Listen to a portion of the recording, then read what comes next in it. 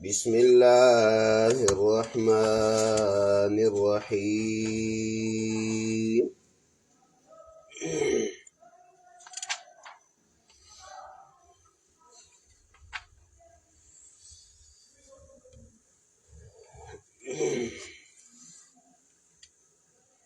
يا أيها الذين آمنوا قوا أنفسكم وأهليكم نارا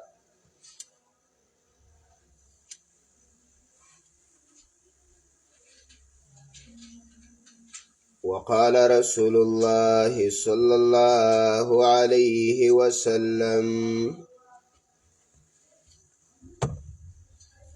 يا أبا ذر لأن تغدو فتعلم آية من كتاب الله خير لك من أن تصلي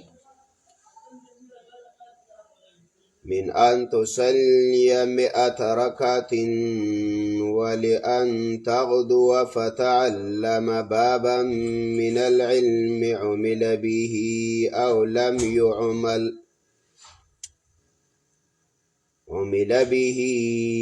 لم يعمل خير من أن تصلي 1000 ركعة. پرونی درس کې د قرآن کریم څه فضایل مخکې ذکر شوي.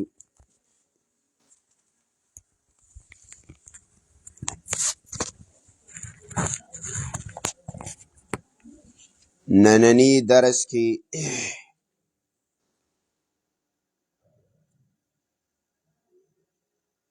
د قرآن کریم او د علم په فضیلت باندې څه خبرې کوو.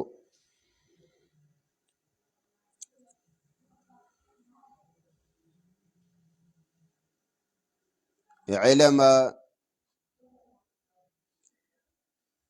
دا لوی صفت دی، او الله چې کله د خپلو بندگانو صفت کوي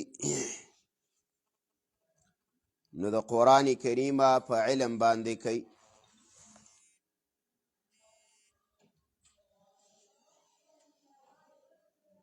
دی وجنه د عالم فضیلت هم زیات دی.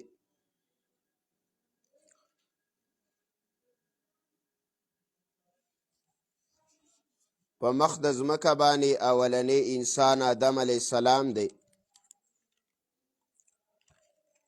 او د آدم علیه السلام فضیلت او صفت الله په علم کړی دی. په سورة بقره آیات 1 کې الله وی د آدم علیه السلام په باره کې: وعلم آدم الاسماء كلها، خودنه کړی و الله، تعلیم ورکړی و الله آدم علیه السلام ته د نومونو ټولو. دلته د آدم علیه السلام صفت الله په څه کړی؟ په علم. معلومه شوله چې اولنی انسان په مخ د ځمکه په صفت د علم موصوف دی. نو دا علم ډېر لوی نعمت دی د الله. دارنګه د یوسف علیه السلام صفت الله په علم کړي. په سورة یوسف آیات دی 6 نمبر الت الله وی: وكذلك يجتبيك ربك ويعلمك من تأويل الأحاديث. وكذلك يجتبيك ربك ويعلمك من تأويل الأحاديث. تعلیم د لدرکیا د تعبیر د خوبونو. نو د یوسف علیه السلام صفتم الله په علم کړي. دریم د داود علیه السلام صفتم الله په علم سره کړي. سورت نمل وګوره 15 نمبر آیت دی او 6 پاره ده. سورت نمل 15 نمبر آیت کې وایي ولقد آتينا داود وسليمان علما وقال الحمد لله الذي فضلنا على كثير من عباده المؤمنين. ولقد آتينا داود وسليمان علما. الله منګه داود او سليمان له علم ورکړیو. د دوی صفت هم الله په علم سره کړی دی. دارنګې په سورت زمر کې د علم او د جهل په مابین کې فرق ذکر کړی دی. سورت زمر آیات دی 9 نمبر او پارا دا 30 9 نمبر آیات کې وایي منځ آیات ته وګوره قل هل يستوي الذين يعلمون والذين لا يعلمون انما يتذكر اولو الالباب. وتوا پیغمبره آیا برابر دی هغه خلق یعلمون چې هغه اهل علم دی پوهیږي والذین واکسان لا یعلمون چې نه پوهیږي نه دی برابر دوانه. اهل علم جهالت او دارنګي علم دا دوانه الله وی برابر نه دي. د علم ډېر لوی صفت دی چې الله چاته نصیب کی. دارنګي دغه مضمون په سورت هود 40 کې دی.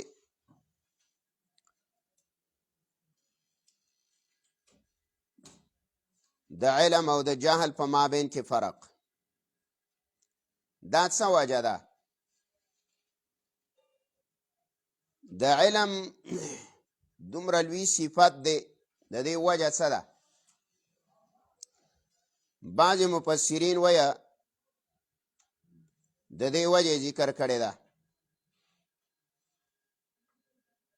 ځکه وایي وصف د ایمان دا په علم سره ذکر کړی الله، وصف د شهادت په علم سره ذکر کړی، وصف د خشیت په علم سره ذکر دی او وصف د بوکا په علم سره ذکر دی.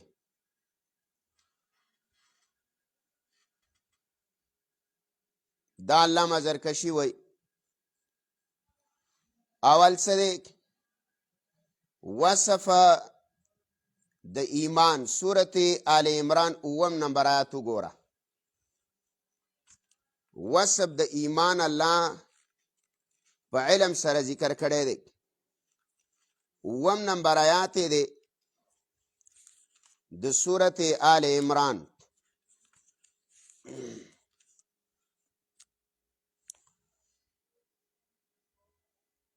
آلت الله وی ګوره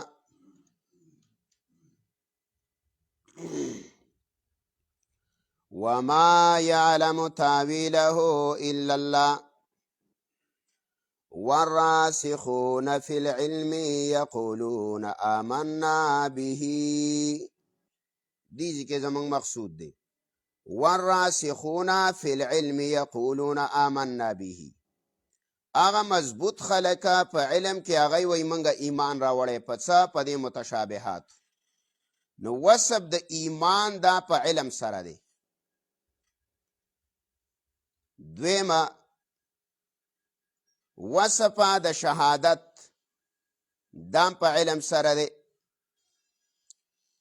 لکه سورت آل عمران 13 نمبرات ګوره. سورت آل عمران 13 نمبرات کې وای مخکې شهد الله انه لا اله الا هو والملائکة واولو العلم قائما بالقسط. وصف د شهادت شهد الله، الله هم گواه دی، ملائک و اولو العلم. نو دام په څه سره دی؟ په علم سره دی. گواهی به څوک ورکوي؟ اهل علم خلق.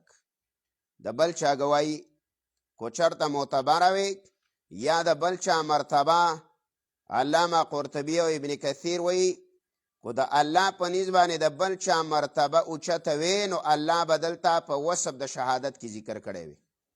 خو د اهل علمونه غټه مرتبه را چا نشته، نو د دې د وجې نه د ملائکو نه وروسته اول العلم لفظ راوړی. درېمه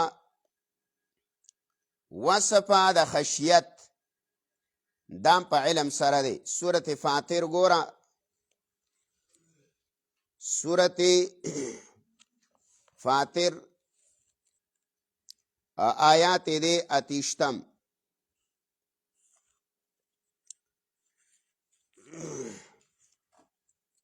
سورت فاطر 22 پارا آیات دی 28 نمبر.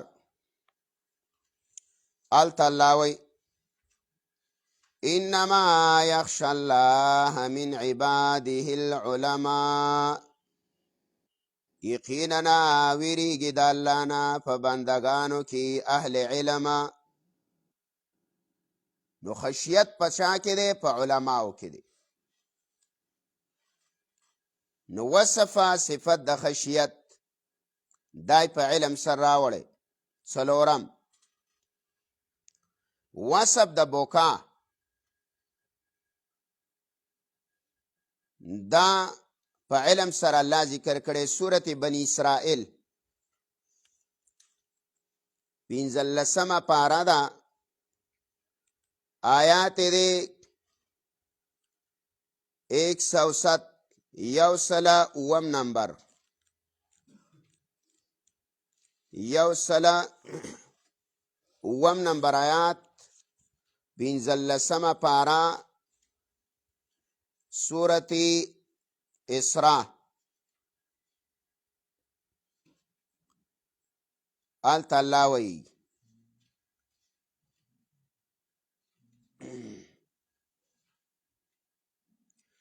قل آمنوا به او لا تؤمنوا ان الذين اوتوا العلم من قبله اذا يتلى عليهم يخرون للاذقان سجدا. یخرون للاذقان، هغه خلک چې په دای باندې آیاتونه لوستلی شي، آیاتونه پې لوستلی شي، نو هغه یا په پریوزي په زنو باندې. څه مطلب؟ یعنی دی جاړي، الله ته خپله رجوع کوي او بیا وروسته وایي ویخرون للاذقان یبکون ويزيدهم خشوعا. دا ټول د آیات سره متصل دي. پنځمه وصفه د لوی درجاتو په علم سره دی. دا الله ذکر کړي سورت مجادله او آیات دی 11. سورت مجادله آیات دی 11 نمبر او پارا دا 28. وصفه د لوی درجاتو په علم سره دی.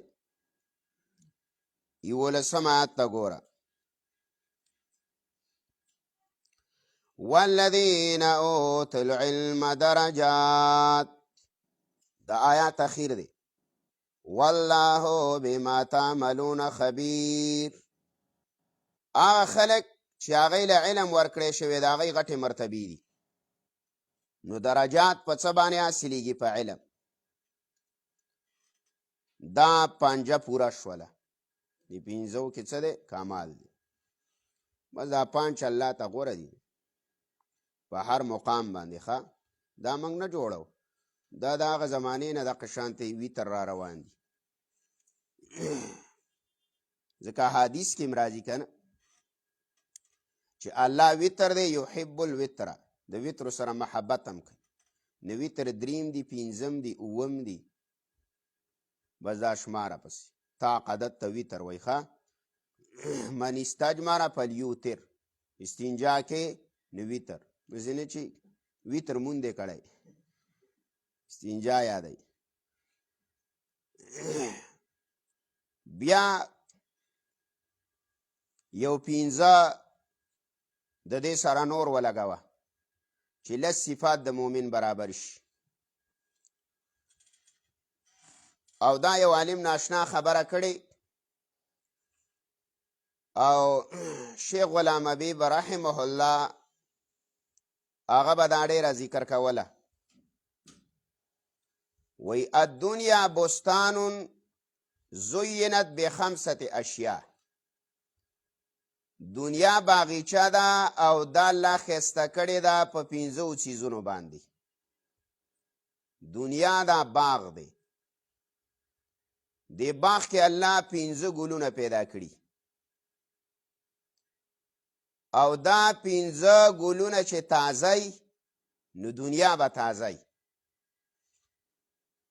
او چې دا پنځه ګلونو کې یو مړاوی شو نو د باغ یو ګل مړاوی شو، نو نقص پیدا کیږي. دا څه شی دی؟ اول وی الدنیا بستان زینت بخمسة اشیاء بعلم العلماء، اولی په علم د علماو ښایسته کړي، اول ګلې پکې لګولې بعلم العلماء.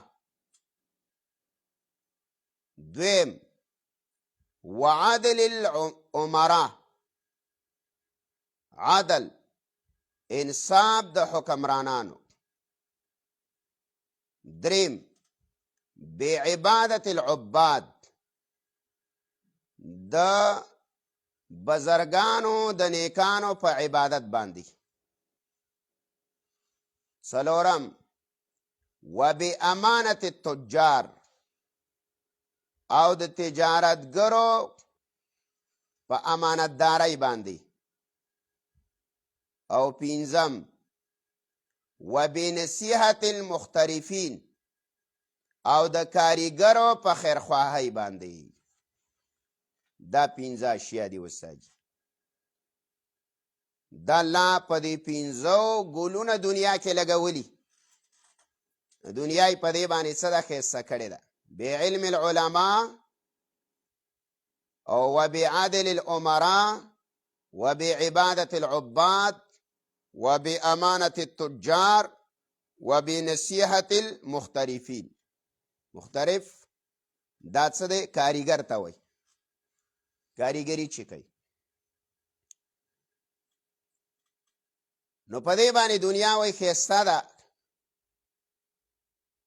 نو چې کله دا ښایسته او ډول دی شیطان ولیدو، نو د هر باغ د پاره ضرریاني کنه، دا باغ خرابی. اوس هم که څه فصل مسلنال کې نو بعضې خلک یې بس نه پرېږدي، څه به ایستلی، که بوټی دی نال کو هم پرېږدي نه. کو تعالی الله څه ښایست زینت په یو صفت باندې در کو، هغه د باندې نه پیرزو کېږي. نو شیطان ورته بډه راووله چې دا باغ ختمول غواړي، او دا ډول یې ختمو، ځکه هغه خو د الله ازلي دشمن دی او قسم یې کړی. نو وی فجاء شیطان رالی وله، او هغه د دې پنځو اشیاو په خوا کې یو شی نال کو چې د دې څیزه دا خوند پې خراب کی، د دې ګل دا خوند پې خراب کی. نو هغه ګل یې په ګاپې په څه بدل کو؟ په غین باندې بدل کو. نو د هغه ګل نه به دغه چیز جوړ کو. دا یې خراب کړه. اوس سیره وړي دي 15. نو وایي اول یې راوړه وجاء بالحسد، حسد یې راوړ. فرکزا بجنب العلم، وی دای نال کو د علماو خواته. اول یې حسد راوړی، نو حسد یې راوړو د علماو سره یې څه کو کېښودو. او په دنیا کې چې حسد ګورې نو دا به په مولانو دي. بس دا تقسیم شوی دی. دا د هغه وخت نه وساجي دا د دغه باغ د ګلونو د بربادیه دا شیطان قص کړی دی. نو وی وجاء بالحسد فرکزا نالیکو بجنب العلم، د علم خواته. نو چې څوک علم حاصلی نو سغه ورسره حسد وړي. نو چې کوم ځای کې مولای نو د کینې ګوړی. او بیا خو ته لطیفه یاده ده، شیخ دوست محمد رحمه الله باغه کوله. وی شیطان روانو، نو ویلا خرې د ځان سره بار کړی و، انډي پې پراته و، هغه کجاوی ډک پیټ. چاته تپوس کړی ویل دا څه دي؟ وی سودا. وی څه پکې؟ ویل دا وړمه میلې ته، نن د میلې ورځ د خرڅو مې. ویل څه دی پکې راغسي؟ د یو پیټ کې ویل حسد دی، دا بل پیټ د تکبر ډک دی، دا دریم ویلا مکر دی، او دا څلورم ویلا چل ول دی. نو ویل دا څوکلي څه؟ هغه د دې ډېر سوداګر دی چې میلې له تللی واپس تش خر را روان کړی و، هر څه خرڅ کړي. سړي د تپوس کړی وی په چا دی خرڅ؟ ویل حسد او کینه مې په مولانو خرڅه کړه، تکبر مې په خانانو ملکانو خرڅ کړو، او ویل مکر مې په ښځو خرڅ کړو، او ویله چل او فریب مې په بارګینیانو او په بازاریانو خرڅ کړو. اوس به دقو کې مندل شي. اوس که د یو علیم خواته د بل علیم صفت وکړي نو توبه مړه دا وی په څه پوهېږي. حالان کې قاعده دا ده د حدیث چې په علمي صفت کې به د ځان نه اوچتې درجې سړي ته ګوري چې زه په اسم نه پوهېږم او دا خو ډېر لوی عالم دی. دا د حدیث نه معلومه ده. د الله نبي وایي په علم کې به د ځان نه اوچتې مرتبې سړي ته ګوري. ځان به کم حسابې، بل به اوچت حسابې. او په دنیایي نعمتونو په اعتبار سره به د ځان نه ښکته مرتبې ته سړي ته ګوري چې په ما خو د الله ډېر احسانات دي، دل الله څه ورکړي، نعمتونه خو الله ما له راکړي. نو د الله د نعمتونو شکریه به ادا کیږي، بیا به د الحمدلله په خوله جاري کیږي. او که ته وایې مړه چې دلی ډېر ورکړي، لکه عبدالله بن مبارک وایي که نه، وایي په ما کې د شکر ماده دا غریبانانو لیدلو پیدا کړې ده. لکه لاول به وایي ما چې څوک لیده نو وایي چې هغه به پیزار په خو کړی وایي ما چې یاره زما پیزار بیکاره دی، زما دا به ښه قیمتي و. وایي ما به بل پیدا کو چې بل ځله به لاړم، بل ملګری به مې ولي هغه به څادر په ځان کړی و. وایي ما به چې یاره زما دا څادر خو بیکاره دی، نو بل به مې راواغست. نو وایي بیا راته یو عالم ویله د علماو نه چې ته د غرباو خواله لاړ شه، د هغوی حالات وینه. نو وایي چې ما غریبانان ولیدل او هغوی به شلېدلی پیزار او شلېدلی څادر په ځان کړی. نو ما ویل چې الحمدلله خدای چې داسې نه زما دا خو ښه دي، زما دا پیزار. نو ګوره شکره دا دنیایي نعمتونو کې به د ځان نه ښکته درجې سړي ته ګوري، د علم په صفت کې به د ځان نه اوچتې درجې والا سړي ته ګوري. نو یو چې پیدا کړی دی او دا ګل خراب کړی دی، نو اول حسد او کینه دا په علماو کې تقسیم کړی ده. نو ګوره د دې نه به ځان ساتي. او ته د چا دا نشي کولی، دا عزت د چا نشي کمولی په دې. ورته وایي چې یو عالم له الله قدر ورکړی دی، یا یې ول علم ورکړی، یا عزت دی، او ته به سکینه او اسد وکړي، نو ذره برابر کمی نشي راوسې، زیاتېږي ده. سات په سات هغه له الله ترقي ورکوي.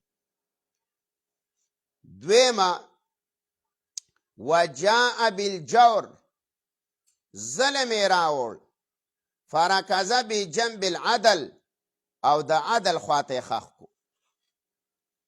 ظلم یې راوړو، عدل یې ختم کو. اوس حکمرانانو ته ګوره ټول ظالمان. علامه عینی رحمه الله وی د هغې زمانې مسلط ته کوم. علامه عینی وی من قال لسلطان زماننا عدل فهو کافر. وی چې چا زمنګ د زمانې حکمران ته عادل وه، نو دا سړی کافر. د انصاف او د عدل نوم د سره نشته.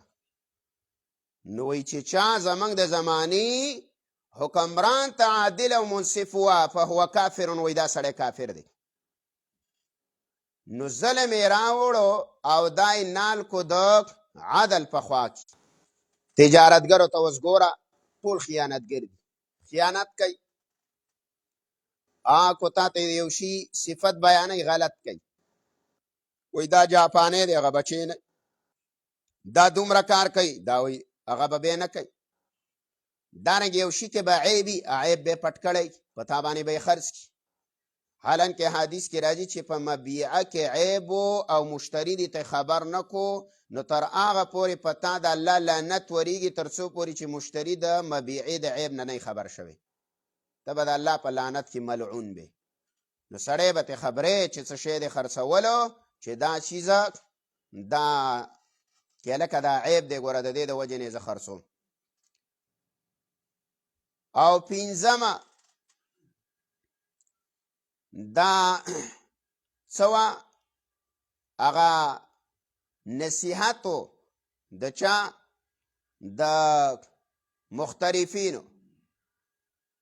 نو هغه چلول یې راوړ، چلول شیطان،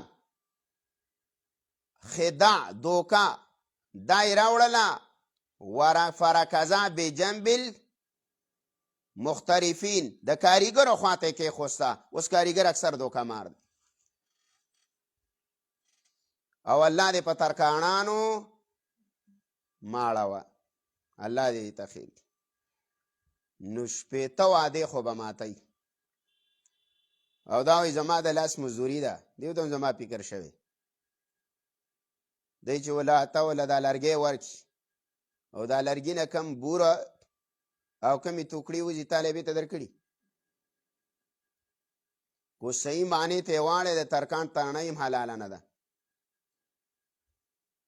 در دې بخلاصي نو تپوس کې ما ته له دا درکو دا 15 ګزه لرګی دی، ګز دا پلن دی، نو د دې نه دروازه وشوله، نور پټي زما څه شو، اته نه خرڅې.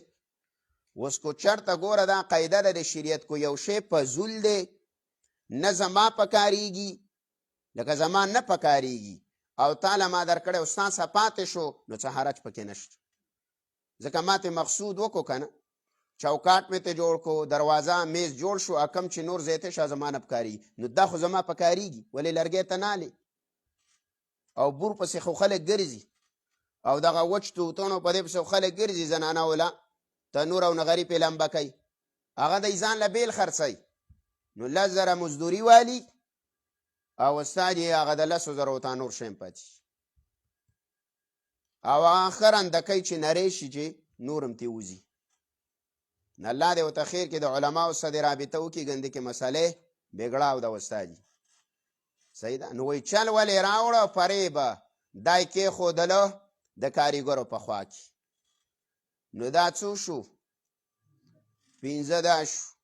نو 15 مخکني شولو، 15 رستني شولو، او دا 15 پکې شیطان کېښودل. دا پنځپیرین نه دي، دا خرابی که نه، دا بدعتین پسې دي. کله به یو وي، کله وایي د قبر عذاب مه منه، کله وایي یاره دا حیات النبي نه مني، که بله یو مسله وایي بس عواء الکلب لا یظلم البدر، د سپي غاپات 14 سپومۍ نشي خړولی، خپل کار کوئ. یوسف مولوي صاحب وایه د ځان نه خاټو مه جوړوه چې سپیډ نه وی او ګړبا دې خیږي. خاټو له اوس کوسکلیټر ورکې سپیډ نه وی خو دومره ګړبا یې خیږي ټول کلی په سر اغستې او جلای اکسلای چې دا نو هغه له تاړ ورکه په دریم ګیر کې ماغه په قلار روانې خو منزل ته ځان رسوي. نو استاد ځان نه به دغه نوې 2024 مرسډیز جوړې کوي چې بس خبرې دومره نه خو چې کار په علاقه کې وکړي. او دا د مشرانو طریقه وه، هغه خپل کار کاو. خلکو به یو تهمت دا بل دا د زمانې د انبیاو نه ګور را روانه ده دا مسله. صحیح شوله. نو 15 خبرې دي دغه شولې ښه دي. بله علم او د اهل علمو ډیره لویه درجه ده. عبدالله بن عمر وی رضی الله تعالی عنہ وی رسول الله او فرمایل صلی الله علیه وسلم فضل العالم على العابد ب70 درجه. فضل العالم على العابد ب70 درجه. فضیلت د عالم په امی سړي باندې په بزرګ باندې 80 درجه دي. دا عابد یادی ګوره عام سړی نه یادی، دا هغه سړی را یادی چې هغه موقیمی په یو ځای کې په عبادت خانه کې لکه مرکز کې موقیم دی بزرګ دی یا په اعتکاف کې ناست دی. داسې سړی چې هغه بزرګي په هغه بزرګ باندې د الله نبي وایي د 80 درجې مرتبه چوته ده او د یو درجې په مابین کې د بلې درجې پورې دومره فاصله ده چې تیز رفتاره اس د الله پیغمبر وایي 100 کاله منډه ووایي نو دا درجه به پاس نه کي او راګیر به یې نه کي. دومره لویه فضیلت اهل علم له الله ورکړی دی. صحیح ده. اوس دا ولې د دې حدیث ته لاندې محدث یو خبره کړې ده چې بزر خم ځان ته څه وایي، عبادتونه کوي، روجې نیسي، نوافل کوي، تهجد کوي، اذکار کوي، تلاوت کوي، د ګناه نه بند دي، غیبت نه کوي، چغله نه کوي وغیره وغیره. دا ولې دا عالم دومره غټه مرتبه ولې ده؟ نو ناشنا خبره د ځان سره نوٹ کا. وذلك ان الشیطان یزع البدعه للناس فيبصره العالم فيزيلها. وذلك دا مرتبه زکه ده ان الشیطان یزع بدعه وی شیطان بدعت جوړی للناس خلقو ته نو فيبصره العالم عالم یینی چې لکه ګوره دا کار سنت دی او دا کار بدعت دی او بزرګ خوارده دی نه. هغه یو بزرګو مشهور کنه هغه خوار منګه کورې چرته وجلې بیا پې وروسته خپوي صاحب څادر پسې تړلی نارور عالم چې راغلی و هغه ویل چې وروره عبادت دې ډېر وکړو خو لږ ویل ولې مې نه دی کړی خو یې نقصان نه شوی دی. ویل څه نه ویل منګه کورې مې وجلی و. نو ویل څه دی ویل څادر پسې مې تړلی سخت پې خپې یم الله دې غر که ویل د 100 کالو عبادت دې غر د بېلمازه جامې څخه مون نه کي نو خر خو ته دا پته نه وه که نو عالم بدعتینی فیبصرو هو العالم فیزیلها وی عالم دا بدعتینی بزا زایله کوي. او دا حدیث هم دی وی د دې امت په هر 100 کاله اگر چې سندن له کمزوری دی 100 کاله پس الله رب العزت یو مجدد پیدا کوي، یو داسې عالم په دې امت کې پیدا کوي چې په دې امت کې کم بدعات او کمی بی دلیل او بی سند خبرې رایجی شوي بځای ته درې کیست. په هر دور کې الله په دې امت کې یو مجدد 100 کاله پس وی پیدا کوي. نو د عالم وی ځکه لوی څه دی فضیلت دی. او بیا وی والعابد عابد چې دی وی دا توجه په عبادت ده ولا يتوجه ولا يعرفها ولا يتعرفها او بدعات پیم نه جنی او نه دیتا توجه شته صرف توجه داغه پڅای په خپل اسکاري په عبادت چې لکه نن مې معمولات پوره کړه پوره مې نه کړه نن مې تهجد کړي دي نه مې دي کړي اسکار مې پوره کړي نه مې دي کړي دا پته ورته نه لګي چې لکه کار مې صحیح روان دی خو نه دی نو د هغه خوار توجه په عبادت ته او د عالم توجه په قرآن او په حدیثو ده هغه عمل موافق د قرآن او د حدیثو کوي نو هغه یې تدرې کوي ختمه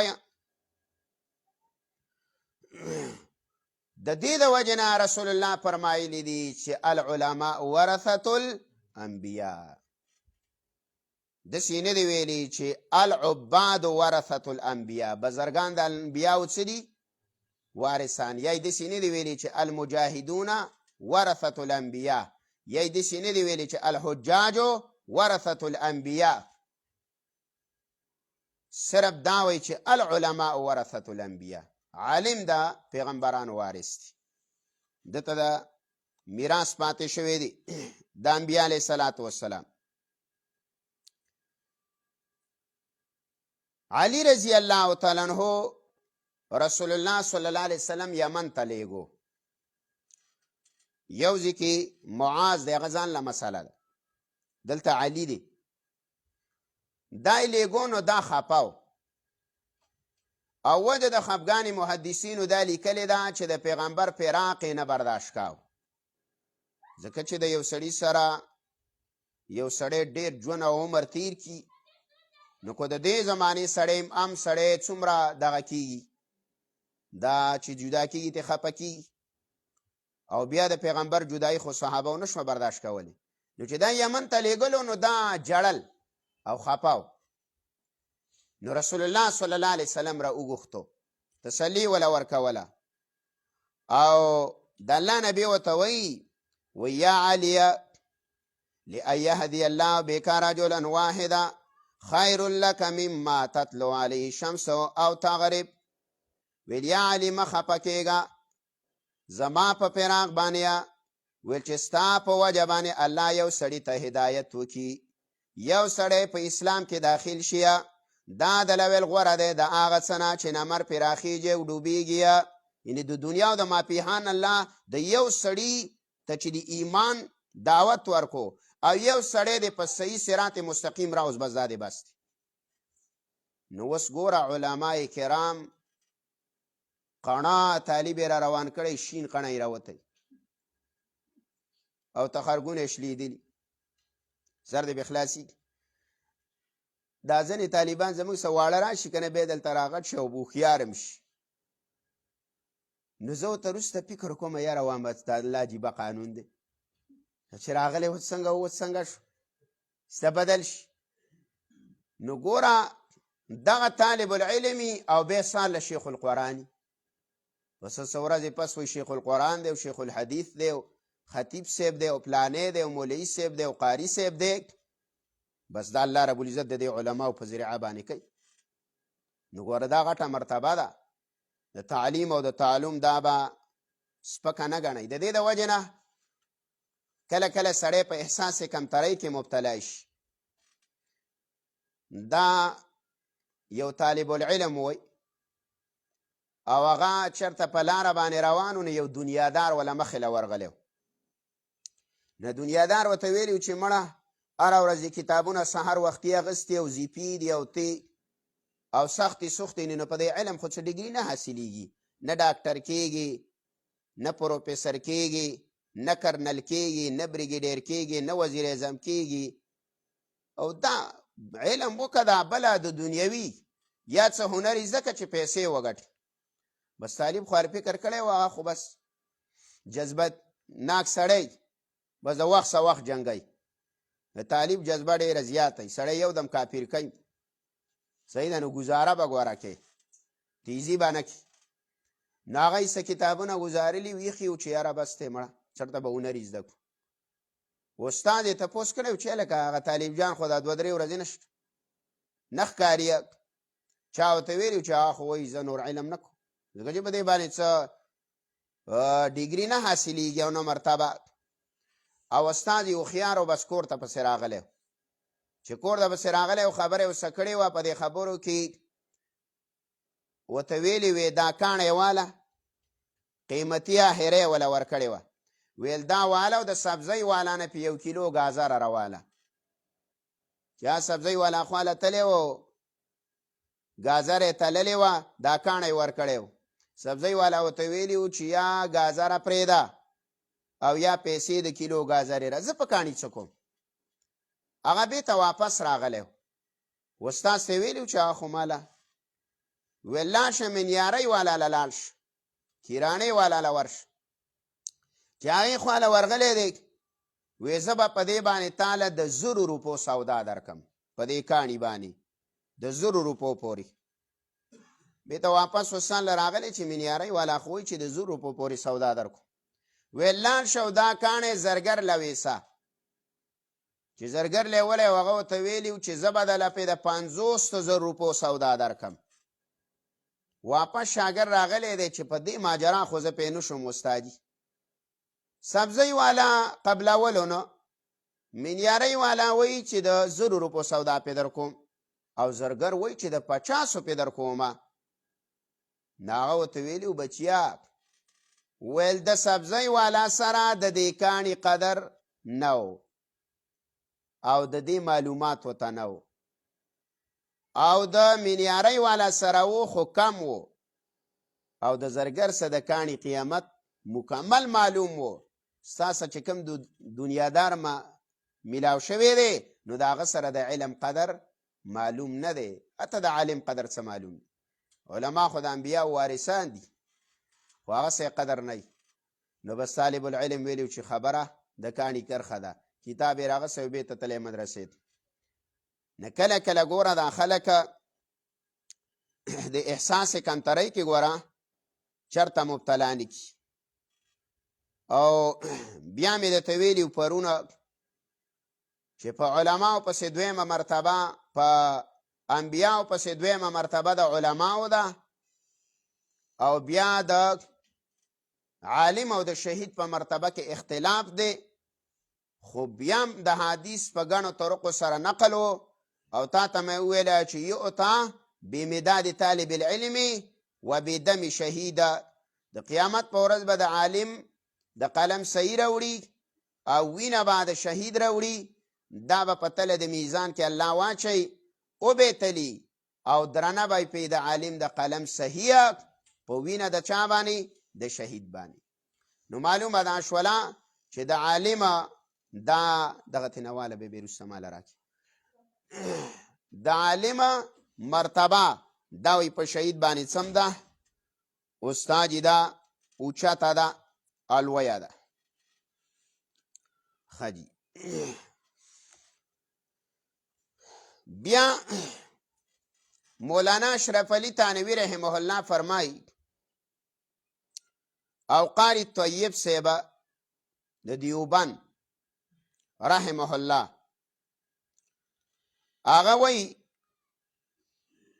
چې ګوره د عالم ډېره لویه مرتبه په څه ده؟ ایکو په دې علم عمل شته او کو پې نشته. په دې علم څه شته؟ عمل شته او کو نشته. ځکه چې په حدیث کې راځي وی عمل به او لم يعمل.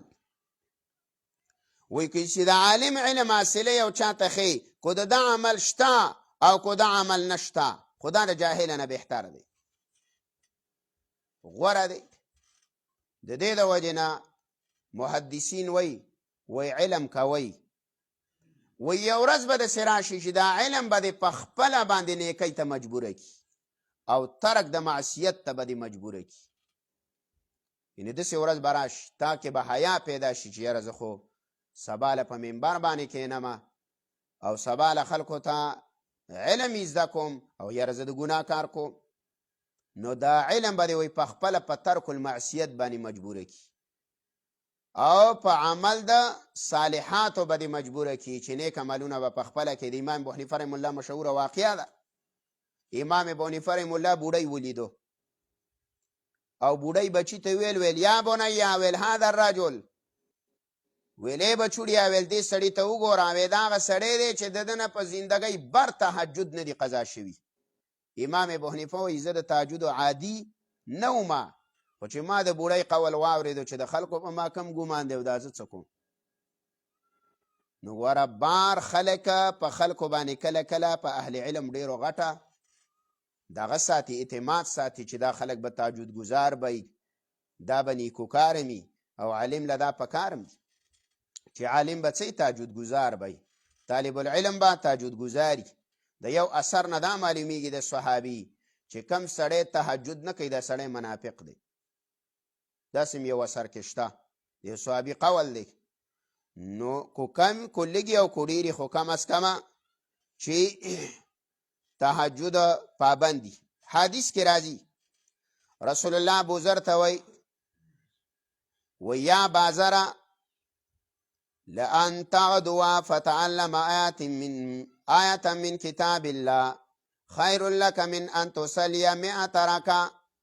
ولیا ابازره چې ته سهار وختي لاړ شې او تا زده کې د قرآن کریم نه یو آیات دا دله غوره دی د 100 رکعتونو نه.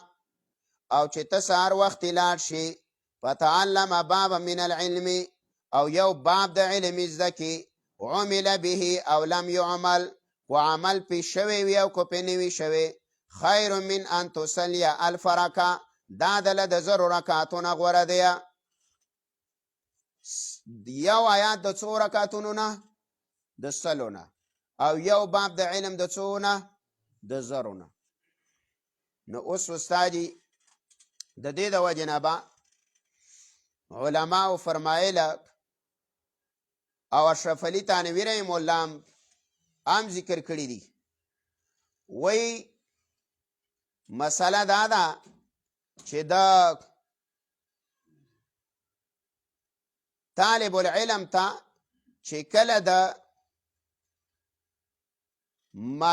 د ماښام د صلات اوابین وقت نه میلاویږي نو وی هغه دی د سنتو نه وروسته د یو آیات تلاوت کوي.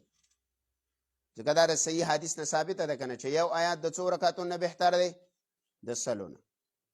او تا اوابین څو کې 4 یا 6 او حدیث هم کمزوری دی فضایلو کې چې ذکر دی بیخي کمزوری دی د اوابینو دا حدیث. او چې یو آیات وي نو 100 رکعته او بیا شماره چې ډېر وي نو بهر کې په کوشش وکړه چې علم باندې عمل وشي. او بیا رسول الله فرمایي وی قلیل العلم خیر من کثیر العباده لغونته کې علم دا بهتر دی د ډېر عبادت نه. لږ علمي او ډېر عبادتي نو د ډېر عبادت نه لږ علم بهتر دی.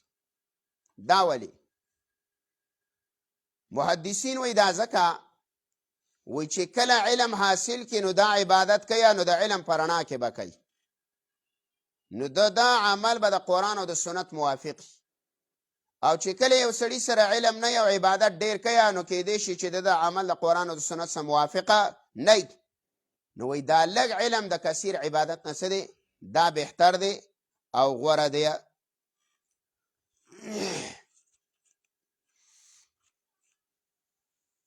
حکیم الاسلام قاری محمد طیبه رحمه الله هغه وی انسان کامل انسان هغه دی چې هغه علم کړی دی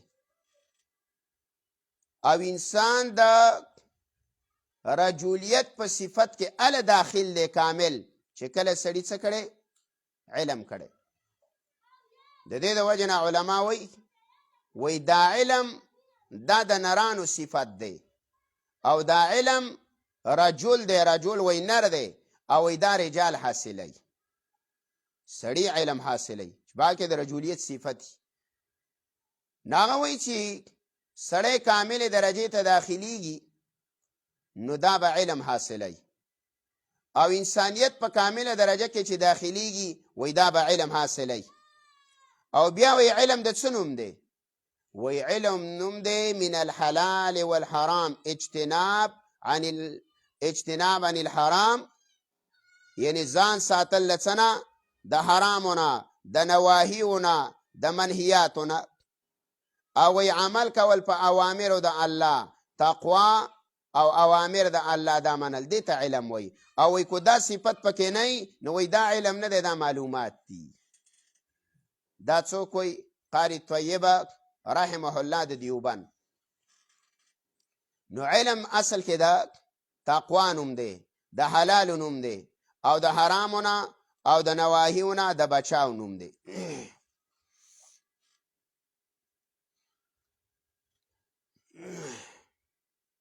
بیا ګوره فرق دی په علم او معلوماتو کې. اشرف علي تانوي رحم الله ذکر کړی دی. مولانا اشرف علي تانوي رحم الله فرمایي و یو علم دی یو معلومات. او علم ځان له شی دی، معلومات ځان له شی دی. وی علم د زیاتو معلوماتو نوم نه دی، بلکې علم د هغو څیزونو نوم دی چې په هغه باندې انسان جوړیږي. چې په هغه څیزونو باندې انسان څه جوړیږي؟ انسان جوړیږي. او سړی پې وی سړی جوړیږي. او بیا فرمایي وی علم هغه دی چې سړی پې الله او د الله رسول پیژني. او معلومات هغه دی چې دنیایي معلومات وی ورسره یا خو یو سړی د الله او د الله د رسول احکامات دا نه پیژني. بیا هغه یو مثال ورکړی. مثال یې دا دی و یو سړی دی او هغه نظر دا کمزوری دی او هغه ډېر علاقه وکتله، چکرې ووه، په علاقو باندې وګرځېد، سیر او تفریح وکړله. او بل یو سړی دی هغه ډېر نظر والا دی، نظر یې صحیحه دی، لیکن علاقه کمه وکتله. نو اګره چې د کم نظر والا علاقه ډېره وکتله خو نظر یې څه دی؟ کمزوری دی. د دې مثال د څه دی؟ د معلوماتو دی. چې سړی عمل نشته، حلال نه پیژني، حرام نه پیژني، د الله احکامات نه پیژني، د پیغمبر دا نه پیژني، نو اگر چې معلومات ورسره دي خو د نظر کم دی د زړه. او یو سړي نظر څه دی؟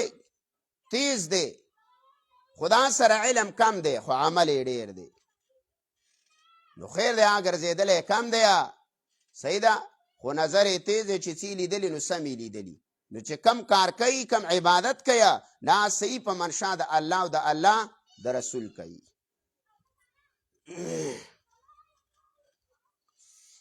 بیا د علم اوصاف مې درته ذکر کړله.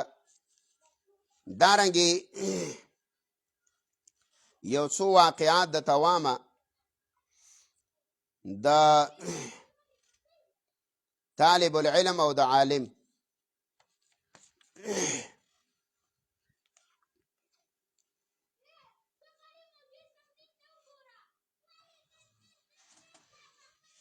اشرف علي تانوي رحمه الله هغه فرمایي وی هر هغه علم او هر هغه طالب العلم چې داغه په علم کې مشقت او داغه په علم کې فقر وی دا په علم کې برکات ډیری، دا په علم کې عمل ډیری، د علم نه عوامو ته نه په فایده ډېر رسیږي په نسبت د هغه سړي چې هغه علم په سهولیاتو حاصل کړی. اوس مثال واوره. کله چې طالب العلم فارغیږي نو صحای 16 شپږ کتابونه دي. باقي اوله مرتبه د چا ده؟ د امام بخاري ده. دویمه مرتبه د چا ده؟ د مسلم ده په کتاب الاول سره. دریمه مرتبه د چا ده؟ د ترمذی ده. دا امام ترمذی وی دا کتاب وروسته لیکلی شوی د امام نسائی د کتاب نه، خو امام نسائی رحمه الله علم په سهولت حاصل کړی او امام ترمذی په علم کې مشقت ډېر تیر کړی. نو د دې د وجې نه د امام ترمذی کتاب لا الله مقبولیت ورکو او د امام نسائی رحمه الله کتاب دی لوستلی شي خو هغومره مقبولیت نه دی کوم چې د امام ترمذی رحمه الله دی. او بیا ذکر کوي چې امام بخاری رحمه الله عمر ابن حفص رحمه الله وی دا زمنګ سره په یو درسګاه کې تاریخ بغداد کې دا واقع لیکل ده وی دا زمنګ سره په درسګاه کې نو وی دا په درسګاه کې یو 3 ورځې غائب وو امام بخاری نو عمر ابن حفص وی منګه مارګرو مشوره وکړه چې د امام بخاری جاجلو چې سړی څه شو آیا دا استاد پریخه بلتلې دی نه بیمار دی څه مساله ده وی چې کله منګه چند 3-4 مرګري لاړو او امام بخاری منګه ولیدو په مسجد کې نو امام بخاری رحم الله صرف پر سپوټ او نور لغړو نو وی منګ د امام بخاری رحمه الله نه د غیر حاضری د درس پوښتنه وکړه چې ته ولې د درس کې غیر حاضری نو امام بخاری رحم الله ویلا چې ما زه د کور نه کله راتلم نو ما د ځان سره روزمره خوراک راوړی نو د هغې نه به ما یو ټیکلی خوراک کاو ټیکلي زما سره ختم شو د خوراک بیا زما سره چې کمې 2 زائد جوړې جامې وي دی به اکثریت 3 جوړې جامې ساتلې زائد جامې وي هغه ما خرڅې کړې چې کله په هغه باندې کار ونه شو نو ما د تن جامې هم خرڅې کړې نو زما سره د بهر د وتلو د اغوستلو جامه نشته نو زه ځکه دا 3 ورځ ده چې په درسګاه کې سیمه غائب یم نو عمر ابن حفص وی چې منګ ولا چانده وکړله او بیا هم ولا یو لنګ واغستو په هغه زمانه کې لنګ او څادر نو دی له چې د الله دا مرتبې ورکړي کنه او دا مقامات دي د کتابونو دی او دا حافظې الله ورکړي وي ګوره د دی په علم کې مشقت ډیر زیات دی اوس طالب العلم چې دی نو سهولت لټي بسر سړی دا غواړي چې زه په سهولت کې وي نو اله به علم حاصل کم نه لکه علم کې برکت اله راځي چې د سړي په علم کې مشقت دی او تاریخ بغدادي لیکلی دي چې امام بخاری رحم الله بویل چې 20 ورځې ما به شوارو سحر او ماښام او ټوله ورځ په 2 دانو بادامو ګزاره کوله د 20 ورځو پورې ما تقسیم کړی و بادام می جدا کړیو د ورځې با او د شپې او د ورځې به ما 2 بادام استعمالول اوس چې په مدرسه کې طالب ته ما ته کمی نو الله دې پیږ د محتمم او د ناظم خیر به نشت او استاد بیا و بار هم انګولا کوي یاره مدرسې کې وی مړال ته وی روټۍ نه او پلانی کې ضلع یو عالم خالتلی ویل ته مړه د روټۍ بندوبست الکه ته ډوډۍ لته کو علم نو چې علم لته داغه د علم صفات ذکر کا چې هغه ته او خو د لا څه ته راوړله ته د ډوډو باس کی نو چې ډوډو لږه کور کې کینې سم ماته پکې کوي چې کلم ته خړه تور شو به علم لځي نو په دې باندې علم نه حاصلېږي ګوره مشقت بچکه دا به برداشت کې او حرس په علم په تحصیل د علم پسې به د حرسي حرس بکې امام شافعی رحمه الله د امام محمد د امام ابو یوسف خواله لاړ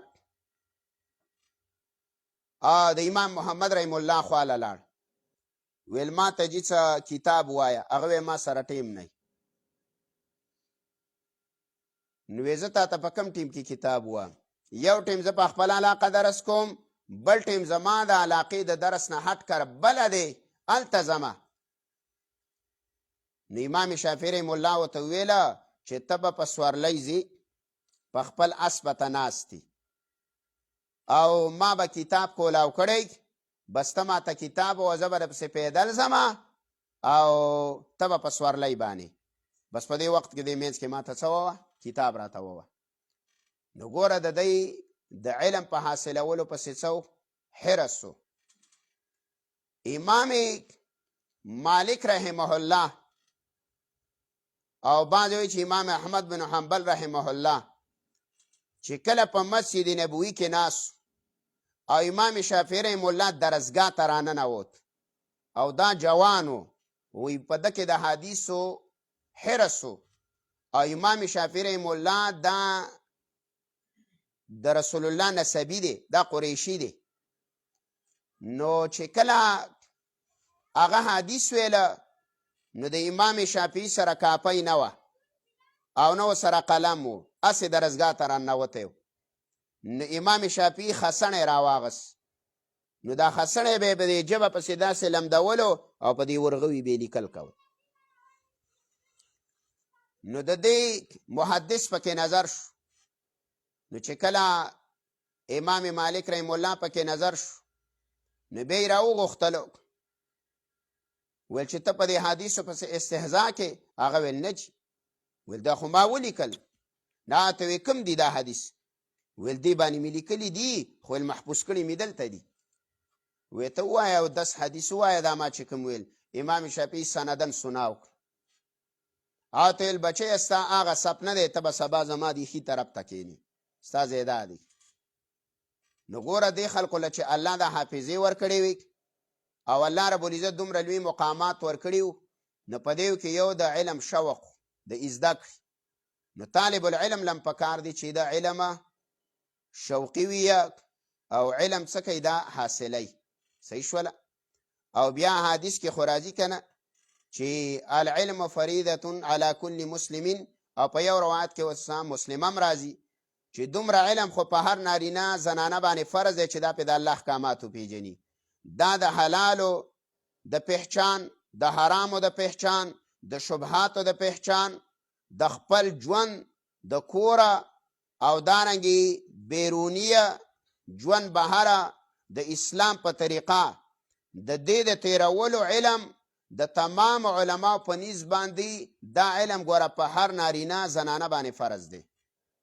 او دا کم چې زمونږ او ستاسو علم دی، نو کو چېرته داسې یو عالم علما وی په علاقه کې موجود نه چې هغه تمامو خلکو مسائل حل کړي، نو بیا تمام کلی ګناهګار دی. یو عالم به داسې پیدا کوي چې هغه پتو دپاره وي مسائل د خلکو حل کړي. او کو چېرته موجود وي نو الحمدلله په دې زمانه کې خو ډېر دي، خو زمونږ ستاسو د علم په درجه د مستحباتو کې دی. خو د دې درجه ډېره اوچته ده، مرتبه اوچته ده. نو دا کم علوم چې مونږ مخکې حاصل کړي، یا صرف ویلی دی، یا مونږ نحو ویلی ده، یا اصول فقه مونږ ویلی ده، نو دا د 3 علومو دپاره مونږ وو. که مونږ صرف وو، نحو وو، یا اردو وو، یا عربیت وو، صحیح ده، یا بل یو کم فن منطق وایو، نو ګوره دا مونږ قرآن او حدیث او فقه له وایو. د دې استنباط به د دې مسائلو کوو، ترجمه به د قرآن زده کوو، د حدیثو مبارکو به زده کوو. مقصود زمونږ دغه آلات دي، دغه اسباب دي، سرائع دي. مقصود زمونږ صرف او نحوه دا نه دی. ځکه چې صرفي او نحوي ته څوک عالم نه وایي، بلکې عالم هغه ته وایي چې د قرآن او د حدیثو علم وسره وي. یعنې کو چېرته عام سړي ته د معلوماتو د تعلیم نه، نو ارسطو دا به لوی عالم وي، خو چا د تعلیم ویلی نه دی. ولې د هغې سره معلومات ورسره و. نو په دې شعبان کې به محنت کې چې د قرآن کریم ترجمه مضبوطه دا یاد کم، د قرآن کریم تفسیره دا مضبوط یاد کمه، او د دې سره به د ورځې او د شپې څه کې سوچ به هم کې. داسې نه ده چې زه درس وکم او تاسو ورځئ ځینې ملګري خو لا نه دي راغلي، نو هغه هم چې راشي هغې ته به مو ویې چې تکرار بندوبست. کمې طالبات په کورونو کې هغه هم د تکرار کلکه اراده وکړي چې موږ به تکرار کوو، ګروپونه به جوړو او موږ به یو بل ته قرآن کریم چې کم وویلی شي هغه به موږ وایو. او دې ځل زموږ کوشش هم دا دی چې عوام خلک درس ډېر زیات اوري، نو موږ پکې دا عربي اصطلاحات او یا پکې نحوي دا پکې موږ نه وایو، نه پکې عبارتونه وایو، بلکې لفظي ترجمه او د آیات وړوکې غونته کې مقصده او شان نزوله چې د هغې سره د آیات وضاحت وشي، صرف دومره پکار ده. نو نور مخکې تفصیلي درسونه شته، نو کو چې د چا شوق خو په روزګارۍ دې وګوري یا بل کلنۍ دې وګوري، خو چې خلکو ته څه وشي پیدا، زمونږ او ستاسو مقصود دا دی. نو تاسو به سستي نه کوئ، کوشش به دا کوئ چې د شپې کم از کم یو تفسیر د ځان سره مطالعه کوئ، یا جواهر القرآن مطالعه کوئ. زمونږ د مشایخو د طریقه دا ده چې هغوی وایي چې څوک تفسیر کوي هغه به هم د یو تفسیر ریګولره مطالعه کوي.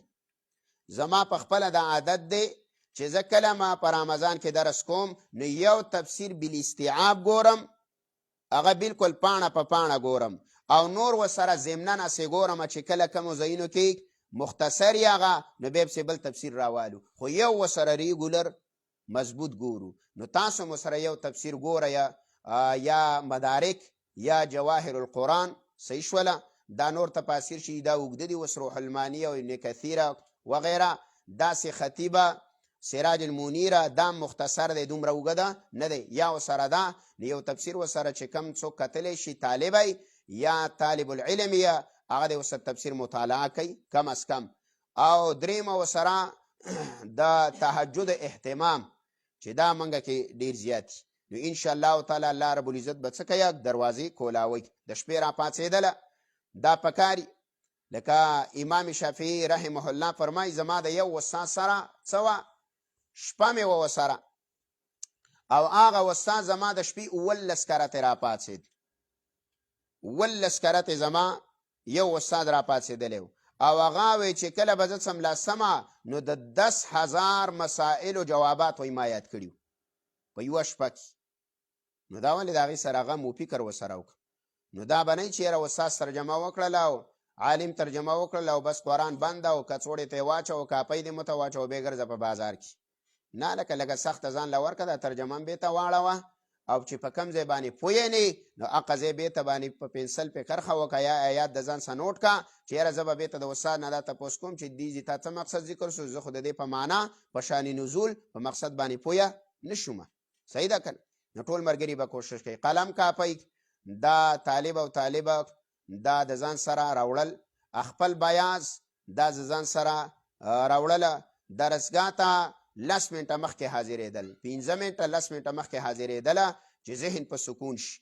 2 رکعته صلات شکرانه، 2 رکعته صلات حاجت مونځه د درسګاه د راتګ نه مخکې یا په کور کې کول، یا چې کله درسګاه ته راورسېدې هلته 2 رکعته صلات شکرانه یا صلات دارنګې حاجت مونځ کوله چې ربه موږ ته د قرآن کریم ویله او زده کول ربه په خپل دربار کې څه که آسان کا او د عمل کولو توفیق هم پرې راکړه.